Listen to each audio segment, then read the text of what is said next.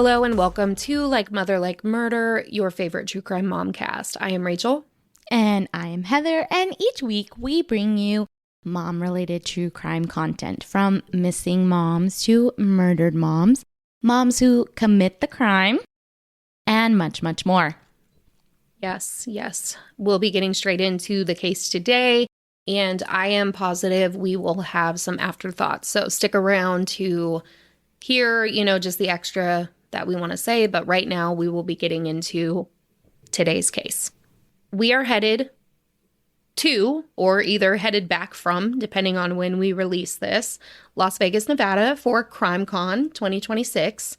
And so today we are bringing a recent tragedy that took place in Las Vegas earlier this year. It is very mom heavy. So with that said, trigger warning, we will be discussing the murder of a child and a suicide in today's episode.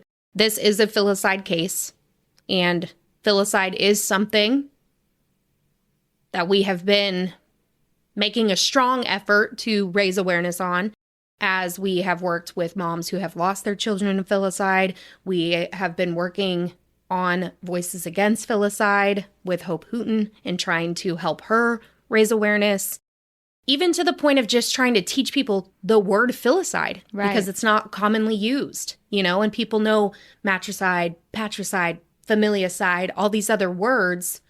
And of course, we wish more than anything that these terms, these words never had to become a part of our vocabulary whatsoever, because knowing that we live in a world where filicide cases are happening upwards of 500 times a year is sickening and truly heartbreaking. And it means now more than ever, our children need to be put first. It's crazy that I even have to say that out loud. Like, that should just come naturally, instinctually. Like, our mental health needs to be taken care of. The pleas for help need to be taken seriously, and change needs to be made. We will talk more about this at the end of the episode. I just mentioned Voices Against Filicide, and I just wanted to also say, go check that podcast out. We're a little biased, they're a part of Momcast Productions. I edit, and we work alongside Hope a lot. But it is a mission to raise awareness. She is actively making change that is so necessary. So when we say check it out, there is a reason for that, other than we know her, we love her, we support her. We are going to be talking about the filicide case of Addi Smith and Tawnia McGeehan, a tragedy where two people entered a hotel room in Vegas and neither left alive. This is very recent. It is still active. And I do want to give a little disclaimer that I will be sharing the facts from the records and then sharing some of the information that I found in different articles. But the thing is, no matter where you stand, this is a tragedy through and through. Addi Smith was 11 years old, a young girl who was stripped of all of the beautiful things that should have been at her fingertips in her preteen years. She was a cheerleader on a competition team and had traveled to Las Vegas from where she lived in Utah to compete with her team the weekend of February 14th. She traveled with her competition team, the coaches, the other cheerleaders, their mothers and family members, all to Vegas that weekend. And she traveled with her own mother, Tawnia, who was her chaperone. Tawnia McGeehan and Addi's father, Brad Smith, were not together. And without going into each and every detail about the tumultuous relationship, or what I would assume was just pure hatred for each other, I do want to give just a little background on a few things, because it does seem that there were constant problems and that Addi, unfortunately, was at the center and exposed to all of it. Tawnia and Brad got divorced in 2015. And then a decades-long custody battle took place. Tawnia had actually lost custody at one point after trying to keep Addi from Brad, therefore resulting in Tawnia not being able to see Addi at all for about 5 years before she was able to regain any form of custody. That's crazy. That's a long time in a young child's life, right? When we think at our age, 5 years, we're like, yeah, that's long. But like, there's been times where I haven't seen someone for 5 years, but I mean, I can't imagine not seeing my own children for 5 years, but to a young child, I mean, that was basically half her life. Half her life. And even for a mother, like your baby, time is all you have. And so there's so much more. Like I said, we're not going to be talking about all the different things between these two, but that is a long time. In February of 2026, Tawnia and Brad had joint custody of Addi of 1 week on and 1 week off. Something neither Tawnia or Brad liked, but this was the current court agreement. And on the weekend of the cheer competition in Vegas, it was Addi's week to be with her mom, Tawnia. They traveled to Las Vegas, like I said, on February 14th to compete in the JAMZ, J-A-M-Z, Nationals cheer competition. But the morning that the competition was going to begin, Sunday, February 15th, Addi did not show up to compete. And no one heard anything or could find where Addi and Tawnia were. Of course, this immediately concerned the whole team and everyone with them. And they were instantly being looked for and told by the hotel staff and everyone else, they're missing. We do not know where they are. Mm-hmm.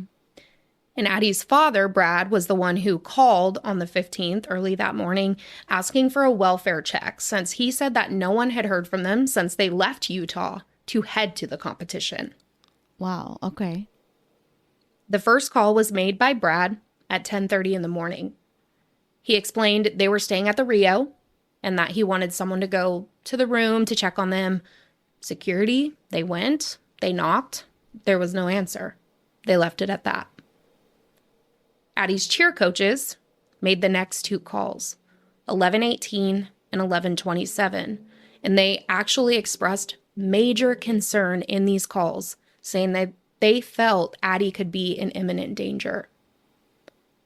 Addi's stepmother, Brad's wife, also called at 11:26, saying that they are concerned something really serious has happened, and police told her they were on their way. 3 hours later, at 2:26, fire officials said that a note was found on the door. And I tried, but I was unable to find exactly what this note said. It has been withheld. It is not public that I've been able to find.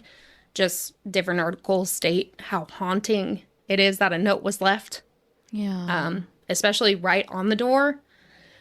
Like but on the outside of the door? That's my assumption because, yes, I will say it's on the outside of the door because it's the next minute that they go inside. Gotcha. They entered the hotel room at 2:27, finding both Addi Smith and Tawnia McGeehan deceased in the room by gunshot wounds to the head. 2:35 and 2:36 p.m., emergency, medical, and fire personnel give their assessments to the dispatchers.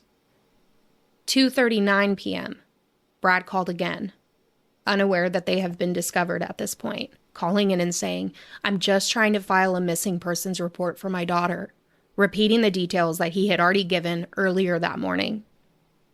3:13 p.m., Brad and his wife call again, requesting, or I'm sure at this point begging for answers. They explain that they know a welfare check was supposed to be done already. They just need to know what's going on. 4:05, Brad is put into contact with another officer, but that officer also did not have all of the information at this time, so he was not able to give him anything. 5:23 p.m., Addi's grandmother calls, saying, pretty much, everyone's calling you guys. Everyone's getting different responses. Yes, they got in. No, they didn't get in. What happened? What is going on? And at 8 p.m., the Las Vegas Metropolitan Police held a press conference confirming the tragedy that both mother and daughter were found deceased in the hotel room and that the investigation remains ongoing. 11 phone calls were made in efforts to obtain answers, to file reports, to beg for someone to break a door down. Constant checking in from 10:30 in the morning to 5:26 in the evening, phone call after phone call after phone call. I do not know exactly when Addi's father was notified in between that 5:26 call with the grandmother and the 8 p.m. call because these were all the calls that were going in So I'm not sure who called him to let him know and exactly at what time. But this is just the truest form of heartbreak. As I mentioned a moment ago, during the news conference, they mentioned it was an ongoing investigation. They needed to get to the understanding or the place of knowing what exactly happened and why it happened. There was a note. Like I said, we don't know what this note said, but in many articles that I have read, it was a suicide note. We know that Tawnia had been out of Addi's life for a while based on the information from her losing custody for a few years, but she had regained that. Yeah. She was back to week on, week off joint custody. So why and how did it come to this? And I will say that we don't have that answer for you guys today. I don't know if anyone ever truly will. Do you know how long before, did you say, that they had come back to the week on, week off? Was it like recent? It was that year. It was that year. It was either the year before, it might have been a little over a year at okay, this got point. you. Because it was the year before that she had gained the custody. I just don't know if it was like right 12 months because or 14 yeah, because it's February, so yeah, it's hard to say. Got you. Okay. But yes, 2025, she got that back into her life because it was 2020 that she lost it. So this really is just the facts of what happened of an 11-year-old girl being reported missing and found alongside her mother in a Filicide-Suicide. And like we said at the top of the episode, the statistics on filicide are unimaginable and absolutely disgusting. The statistics on filicide cases where families and co-parents have unhealthy and tumultuous relationships with each other, significantly higher. One of the calls that Brad made to law enforcement on the 15th, when he called to try to report a welfare check for Addi and explain the severity of the situation, he added that Tawnia was on a medication that was new and that he was worried for Addi's safety. Another thing, like I said, this is just me sharing information. I'm not speculating or saying that it's fact, but there was alleged tension between the cheer moms. And I've seen that apparently Tawnia was receiving mean messages from some of the other moms about a situation that had taken place with the girls. Okay. I'm not adding any of this to show sympathy or to say, people go through things. People have really hard days. People get into severe depression. People need to figure out how to move forward in a healthy way. So I'm not adding those things to show sympathy because I don't have any for her. Just, I'm putting that out there. I don't have a single ounce of sympathy for her, but I am bringing it up because everything in life becomes a factor to our day-to-day, from the medication that we take and the potential side effects of them and the people who take up space in our lives and the side effects of them. According to todayscnews.com, Tawnia, just days before she committed this horrifying murder of her child and then turned the gun on herself, asked a doctor about what it would do if she abruptly stopped taking this medication that she was on, which I read was for mood and anxiety, but I don't know exactly which one it was. But just days before, asked this doctor. And the doctor said, hey, no, that would not be good. Don't do that. I mean, exactly. That's pretty, I feel like that is a basic, we've said it on this before. You don't stop taking your medications without talking to your doctor. Like the same way you don't get on medications without talking to your doctor. Right. And she's there, she's having a conversation, and I don't know all the different medications that Tawnia's been on. I don't know what she's gone through in her life. So it's not something, I don't know if every single person out there knows, hey, guess what? If you're on a medication for a long time, you don't abruptly stop. You have to wean off. There is a way. So you guys have to learn that way, right? But she did. She went and asked. Obviously, don't do that. And, it's sad because a follow-up appointment was made by that doctor to pretty much have her come back in to assess everything. She didn't show up for it. So it's clear to me, clear as in I'm making an assumption right now, that she was struggling at this time. And maybe this stop in the medication may have caused unmanaged symptoms. Well, the fact that you're even asking about it means there's something going on. Yeah. And that makes me curious too. Was she already stopping? Did she already stop and then now she's already feeling some sort of way? Maybe she was already having side effects and she wanted to stop. So maybe that is why she was asking. Mm-hmm. I don't know. And I'll get into the fact that they, did run a toxicology report and stuff like that. So I don't have the answers to what that is yet. But they are trying to see, did she stop? Was it in her system? Was more in her system? What happened? A witness in the hotel near Addi and Tawnia's room shared their account of a loud argument that took place around 7 a.m. on the 15th. In the article, it's explained like this, quote, "The neighbor described voices raised in intense conflict, loud enough to penetrate the hotel walls," end quote. So the morning of the competition, it's clear that there was some sort of struggle between the two of them and that this sadly ended the way that it did. I want to add, it doesn't change the fact that this 11-year-old young girl was taken way too soon by the hands of someone who was supposed to love unconditionally and protect over everything. The sadness and anger that comes from this tragedy is 100% because they should still both be here, both of them. Addi should be living it up and cheering and going to school and doing whatever her little heart desired. And Tawnia should have been getting the mental health treatment needed to make her a safe and reliable parent for her daughter. Mm-hmm.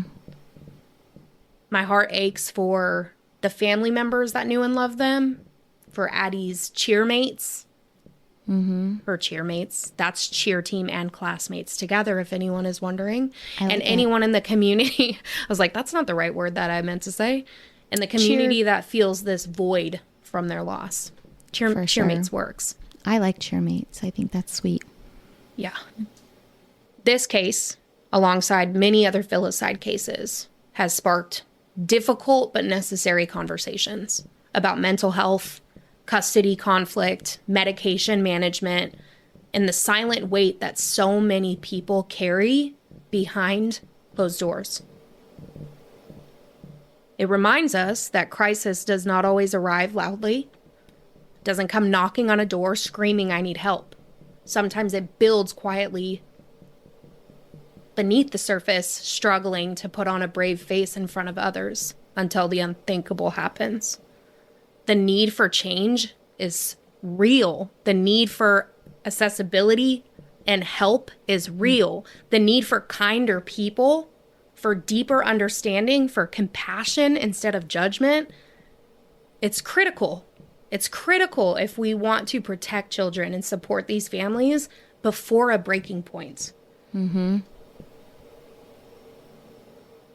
If there's anything to take away from this story, let it be this. Checking in with people matters. Listening matters. Advocating matters. And creating spaces where people can ask for help without shame could save lives. But also, accountability. The strength to make the hard decisions, the necessary decisions to keep children safe. Mm-hmm.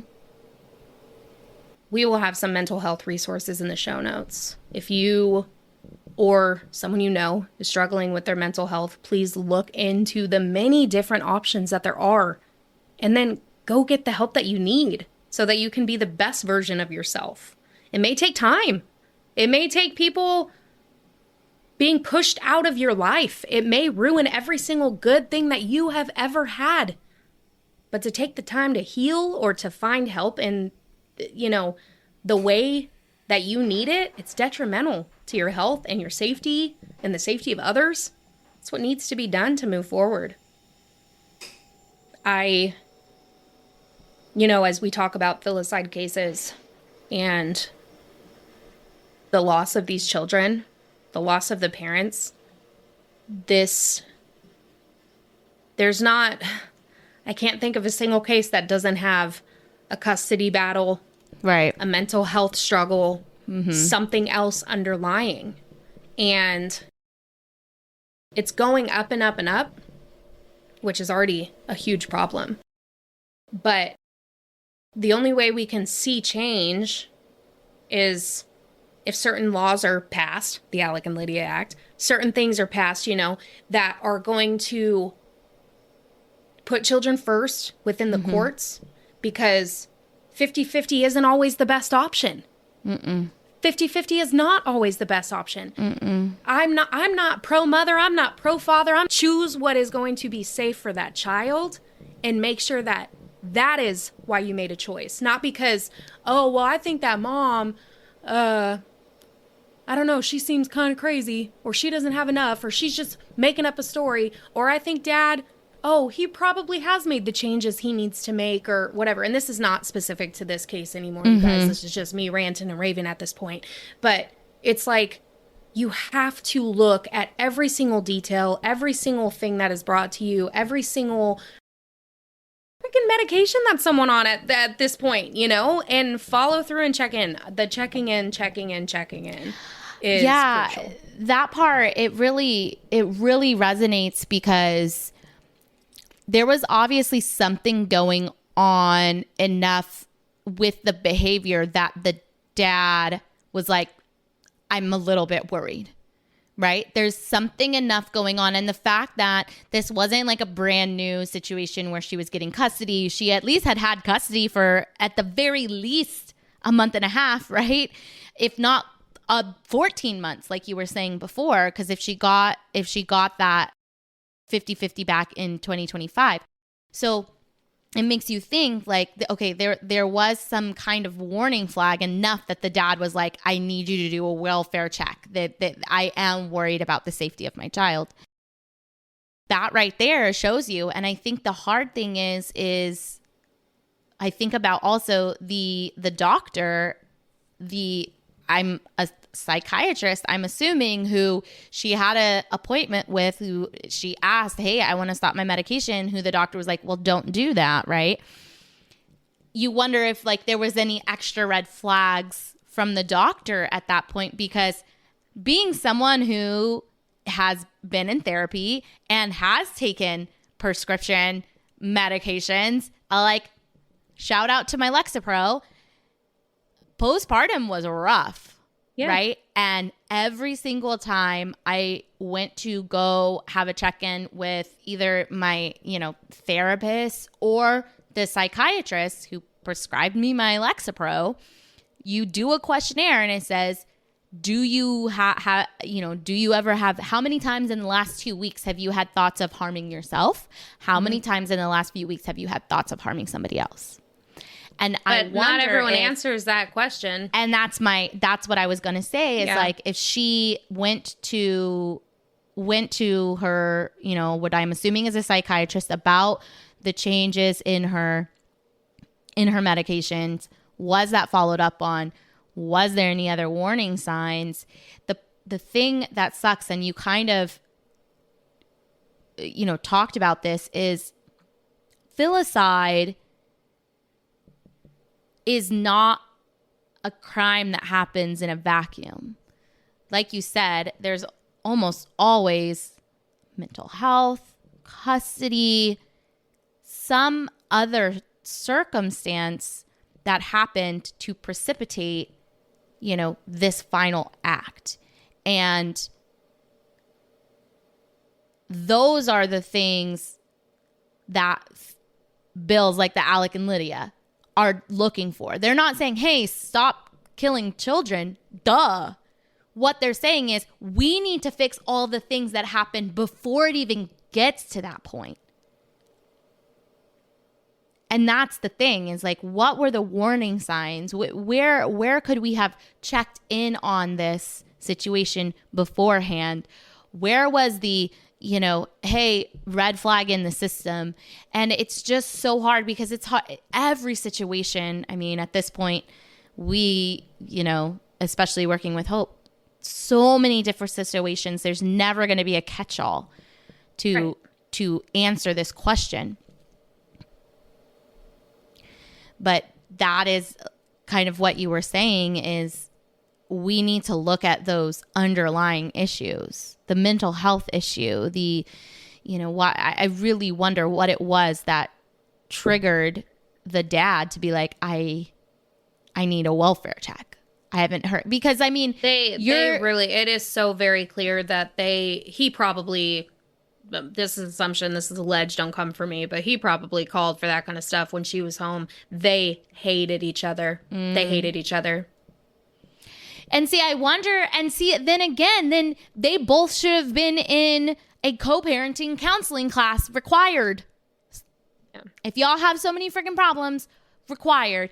Because at this point, I think about, hey, if my 11-year-old daughter was in Vegas with her cheer team, and a lot of times in these co-parenting situations, especially by the time they're like 11, and I don't know the ins and outs, like if my daughter was at 11 and I was in a co-parenting situation, she'd probably have some way to contact me directly, not reliant on the co-parent, whether that be one of those, what do they call those old phones? Like those cricket phones. It's just a text that just says, hey, I made it to Vegas or whatever. But if I was like, I haven't heard from my daughter, this is her first time in Vegas, she's there with her cheer team, I'd be like, I haven't heard from her. Okay. Right. But that's when you should be able to check in with your co-parent. Just checking in. Just give me a thumbs up. That's all I'm asking for. And then sometimes court orders, you're not able. You're not allowed to do that, right? But then you should have some other way of, checking in. And that's the thing is, you said this already. We need to put the children first. Mm-hmm. If you as co-parents can't figure this out, you are not putting that child first. Yeah, agreed. Period. You don't have to like someone. You don't. You don't have to like someone, but you know how you need to love your kid. Your kid. That's all that matters right there is your kid. And I do want to say something, since I mentioned the two of them not liking each other. There's so much out right now that was dug up and shared about them too. And like I said, this was decade long. Mm-hmm. So a lot of that could have been from very early on, and maybe they had grown. Maybe it had gotten a little bit better. I don't know. So I do want to clarify that this is 10 years, and so many people will be like, oh, I saw this screenshot. Okay, that was a long time ago. Was it stupid? Yeah. Duh. But that could have been 10 years ago. So right. I do not know. Hopefully things had gotten better, but from what I saw, it was not great. I don't know. I just, there is not one solution. There is not one thing that is going to make everything better. There's not. Nope. But the thing I always say is, if people can just learn to just be kinder and to just love your children. I know. Love your children. And then some people would fight, I love my children so much that I'm not going to let them go see that person. Depending on what the situation is, I get that. I understand that. Yeah, you know what I mean? That's what's best and for that the child. is another thing that goes to court and you figure it out. And, so there's so many things. If that's what's best for the child, I'm for it. Right. As the other parent should be. I think that's the other thing, too, is having enough self-awareness to understand that you're not in a place in your life that you're benefiting your child right now. And this is the thing. It's not set in stone. We change. We're people. We're human. We grow. And so just because you're not in a place that's healthy for your child right now doesn't mean that in 2 years, 3 years, 4 years that you can't be in that place where you are a healthy part of your child's life. But it's just, you need to have that self-awareness. Mm-hmm. So just another thought that I had reading and looking into this is, why did she have a gun with her? Yeah. Oh, I didn't. So, I thought to that me, that's while you were telling the case, and then I was like, yeah, it's. Some why? People do just carry all the time. Some people do. But and this maybe is the thing. You're going from a different state to a different state, right? You said they were from Utah. She's traveling to Nevada. Carry licenses are state to state. Yep. So even if you're licensed to carry in Utah, Are you licensed to carry in Nevada? And why do you need I can see it. I mean, the devil's advocate of me is you're going to Vegas with your child. It's you and a kid. Like, maybe that is your, I feel like having this as protection because it's just me and her staying at this hotel. This is not something we normally do. I don't know. I do not know. And I'm not saying that's what it is, but that is the other thought that I had was, does that kind of show and lean towards a premeditated, this was a choice she was already going to be making? Or if it wasn't premeditated, just having it, how horrible, how horrible it is to be able to have access to a weapon of any sort, when you are in the midst of a mental crisis.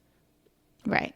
So that was really just the other thought that I had. That I was like, kind of like we were saying before, like if she asked the doctor about medications, I feel like that should be flagged in the system. And then I'm hoping it was a legally owned, licensed, registered firearm. You're going to get flagged right now. There are so many people that I feel like, hey, you're doing this, you have a license to carry for whatever reason. It's funny because I keep thinking of April and her guns because she lives in the middle of the woods and needs bear protection, like walking around with a shot. Like, I get that. Like, you must walk down to your mailbox with a shotgun because it's bears. Like, I get this.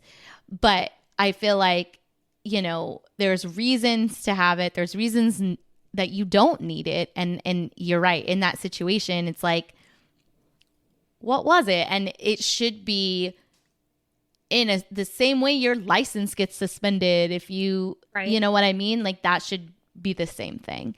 So yeah, that's a really good like point. I said, I can see it for the safety reasons of if that was her thing. I mean, you say her going down to the mail with a shotgun. It's like, guess what? Men are scarier than bears. That has been proven on the internet time and time again. This is true. Yeah. And so it's just, again, just so shitty, so horrible, so tragic. And it's just awful. I'm sorry I brought that today. Well, we talk about this. We've said this before that like we don't relish in telling these stories, and when they obviously deal with filicide, that's incredibly difficult to talk about. But the reason we do is to raise awareness, to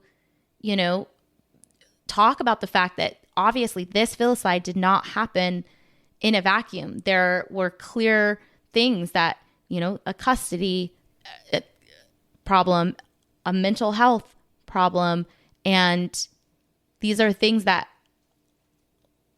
we are raising awareness in with the help of Hope, with the help of Brandy, because these are all things that should be a flag before you get to the point of this making a headline. And it's not easy to talk about it. It's not easy to go over it. But this is why we continue to. And I think the other thing is, obviously on Voices Against Filicide, there's so many different cases that we've covered our, fair share of filicide cases. But on Voices Against Filicide, there's even more. And that you'll see in all of those cases, the situations, there's so many differences, yet there's so many similarities with those underlying issues that need to be addressed. Right. Yep. So For sure. And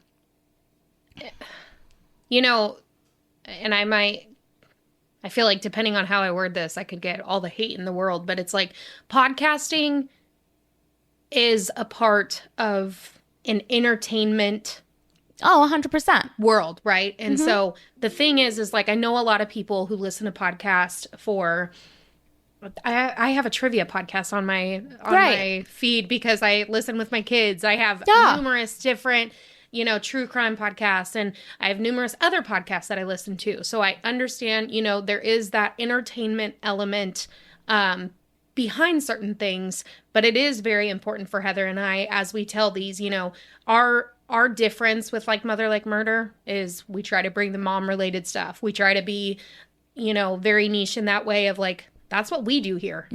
That's what sets us apart. That's what is different. We work alongside moms. We bring the mom topic stuff. And luckily that does give us a lot of freedom because there's a lot of moms in the world, whether it's the ones committing, the ones raising the child who does, whatever it may be, but we do bring them for the reasons you just said, to give someone listening the heads up of like, maybe I should check in with someone that I haven't checked in with for a little while. Maybe I should realize that, gosh, they seem okay, but like, maybe they're really not, or just something like that. And then knowing that there are resources out there and there are ways that you can seek help and that it's okay to not be okay and to need to get that help. So that's what we're doing here. That's my little mom rant for you guys right now. That was perfect. That's exactly what we needed to hear. Oh, good. I'm glad. Because I was like, as I was starting it, I was like, I should not be speaking words. No, I think this. But I actually, every time I speak, I think that. So. And we have a podcast.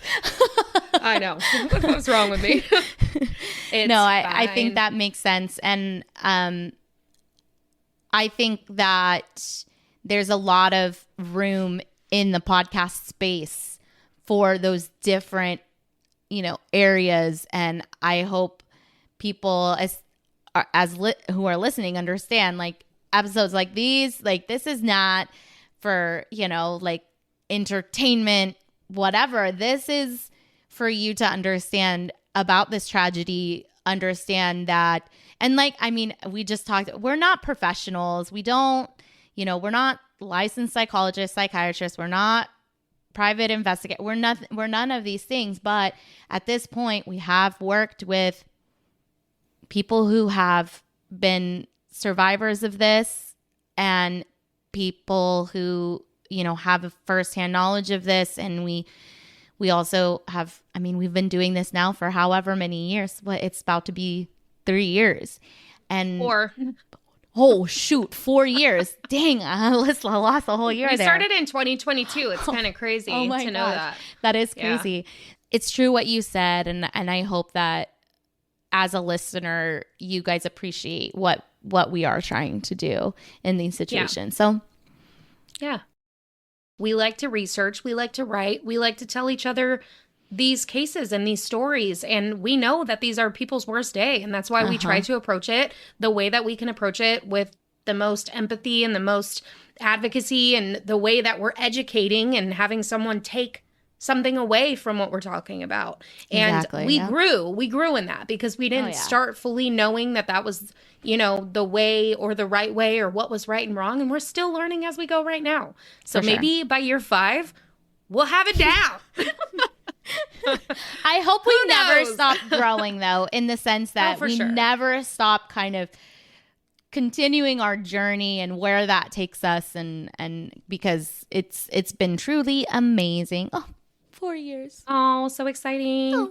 All right. Well, that is, it's a lot. So you guys make sure that you guys are taking care of yourself and that you guys are really, truly just staying in tune with your needs and what you're feeling. And we love you guys. Take care of yourselves. That's all I gotta say for today. That's it. Okay. We will talk to you guys next Tuesday. I also want to say one more thing because I feel like I just need to speak it into existence right now. We're going to be having our friend Jules on the podcast very soon, and she's going to be bringing a very, very epic episode that she has covered on her podcast before. But I'm begging you to not go there and listen to it right now because I want you to listen to it here. Well, don't tell them what it's going to be. I'm not. Yeah. Okay, there you go. No, I'm not going to say what it is. But yeah, so for Jules, shout out to her, you guys. Missing in Hushtown, your host, Jules. True Crime in Headlines, when that's what the name of it was. She's done a lot of things. She is one of the best out there. So we do definitely beg you to go check her out. And we cannot wait to have her on to share something that I've been eegerly waiting for. I know. So that will be coming soon as well. That's perfect. All right. We will talk to you guys next week. Okay, love you. Bye. Okay, love you. Bye.